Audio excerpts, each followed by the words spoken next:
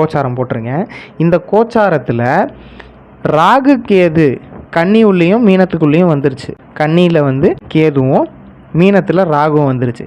இந்த டைமில் இந்த ஜாதகர் அவருடைய பதவியை இழந்துட்டு அவர் வந்து என்ன ஆனார்னு கேட்டிங்கன்னா அந்த காலேஜ் விட்டு வெளியே போக வேண்டிய நிலைமை வந்து அவருக்கு ஏற்பட்டுச்சு. கோச்சார புதன் அதே நேரத்தில் அந்த இடத்துக்கு வந்த அந்த டைமில், ஸோ எப்போவுமே இந்த பரிவர்த்தனை 1-7 பரிவர்த்தனை இருந்தது அப்படின்ற பட்சத்தில் இவர் மேலே ஒரு வீண் பழியை போட்டு இவரை வந்து துரத்தி விட்டுட்டாங்க அந்த காலேஜ்லேருந்து. இது நம்பர் 1.